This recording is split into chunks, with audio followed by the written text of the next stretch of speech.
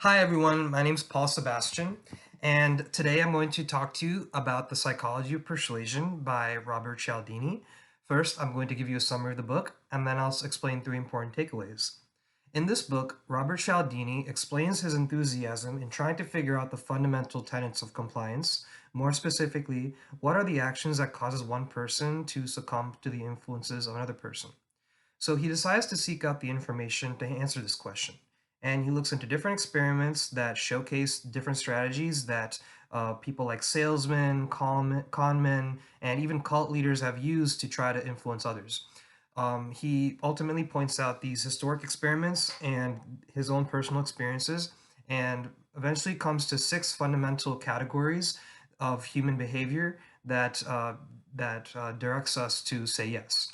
So the first principle Cialdini delves into is the principle of reciprocation, which is something that's embedded into us humans. I very much agree with this tenet because we humans have always grown to work together to learn that if you scratch my back, I'll scratch yours. And this has led to the development of complex, cities and infrastructures and economic ecosystems. So a great example of this is how the Hare Krishna Foundation, when they first came to the US, they would pass out free flowers to everyone. And promptly after giving the flower, they would ask for a donation. And majority of the time, people would give the donation. So I found this to be very strong evidence of the potency of this principle. The second principle he points out is the principle of commitment and consistency. So I think it's simply easier to pull out from a deal in the beginning than it is at the end. So I definitely agree with this point because when someone is so persistent but does it in a way that's adequately timed, eventually it's really easy to succumb and say yes. Also, there could be cases where you may feel cognitive dissonance if you pull out from a deal. A great example in my personal experience was when I was in middle school and I had a friend who didn't have money for lunch. I gave him some money, but he didn't accept it. But I had another person who was a bully, and this bully promptly asked me for the money because he said my friend didn't want it, so I was going to give it away, so why not give it to him? And I found that to be really funny because it just shows how we don't want to appear two-faced and we don't want to appear inconsistent. So I definitely think that this is a very strong principle. The third principle is the principle of social proof. I agree with this because this is something that all professionals are all too familiar with. We need a network in order to land a job. We need to make sure that we know people in order to get to know other people because that's how, I guess, a fundamental basis of trust develops. The fourth principle is the principle of likability, and we naturally say yes to those that we like, whether it's in terms of attractiveness, whether it's in terms of we seeing them on a consistent basis, and whether they just make us feel good for whatever reason. I definitely use this as a salesman.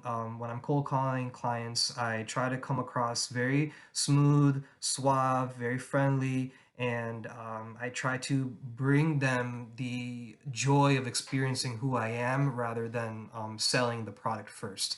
And as such is the social of liking someone, so to speak. The fifth principle is the principle of authority. I'm not sure if I fully agree with this, but the book does cite a very strong case, and that's the Sanford prison experiment.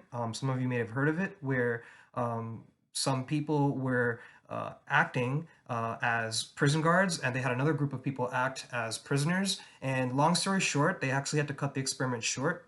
No pun intended, because the actors started to take the roles a little too seriously and things started to get violent. I think all in all, no more research needs to be done because as an after school camp instructor, I have students that simply don't listen to authority. The sixth principle is the principle of scarcity. And I fully agree with this because the human mind always kinds of wants what it can't have. And whatever resources we perceive to be scarce, we naturally want them more. And I've definitely experienced this in firsthand because there have been girls in the past where I thought that was the only girl in the world, and I fell completely over head over heels over her. But naturally, in other circumstances, such as in the book, they talk about how stockbrokers, will have quick sales calls, and they will try to sell you a stock immediately fast, saying that it's going to jump up really soon. So it really reels you in. So that's basically a quick summary of the book.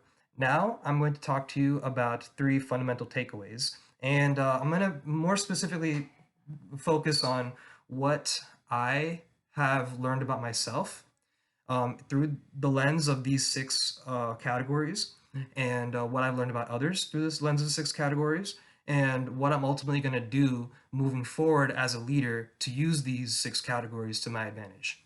So I'd say with regards to myself, I've really learned that two things that I've experienced personally that resonate with me is the principle of social proof and the principle of likability.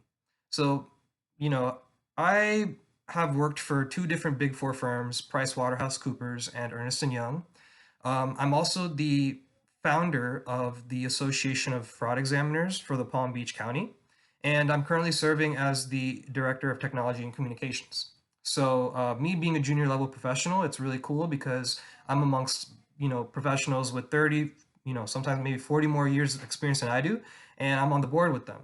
So I can't say that it's been very difficult for me to land interviews recently, because it's just been so easy for me to network, and I just have such a strong social proofing base because the names on my resume are well known, and I know people that are very well connected in the industry that I serve.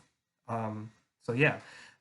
Now, the other principle, that of likability, ties into my job as a salesman. And that's because I just feel that sales is my strongest asset. I just know how to resonate on the same vibration of others. And ultimately, when people reject my advances, I just try to make sure that their time wasn't wasted. Because as I mentioned previously, I try to give people the joy of experiencing who I am because I relish in my sales craft.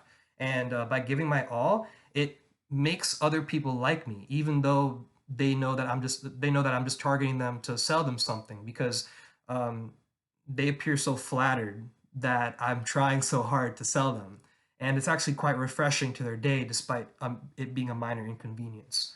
So those two principles really resonate with me.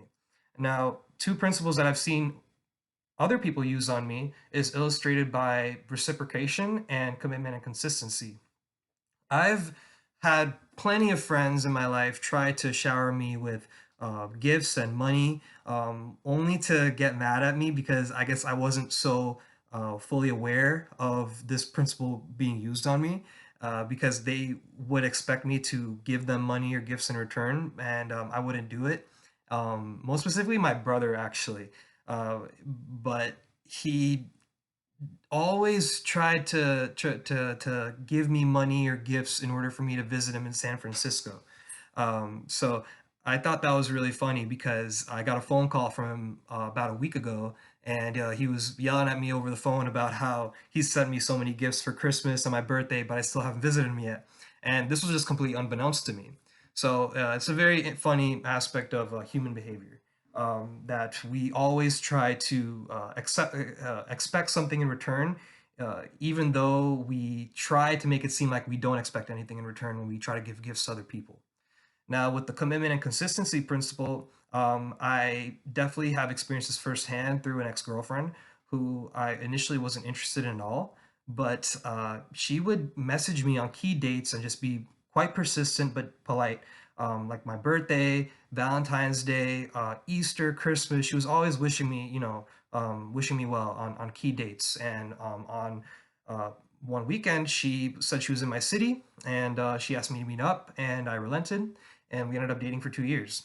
So, um, yeah, now moving on, how I intend to use these principles in my daily life, I would say the two principles that I'm going to focus on to use as a leader is that of authority. And I think I have some more time to develop my authoritative skills because I'm still a junior level professional. But as an after school instructor, I'm definitely going to target the problem students and try to give them responsibility to control other students to see if they will change their own behavior and serve as good role models. So I think it'll be interesting to see. The other note is the scarcity principle. And I'm going to try to be a little bit more urgent with my sales calls. If I see someone's interested, I'm going to give them maybe a 10-20% discount if they decide to sign up right away. So this is definitely something that I'll discuss with my CEO. Well, that's all I have to say, and I hope you have a great day. Thank you for watching.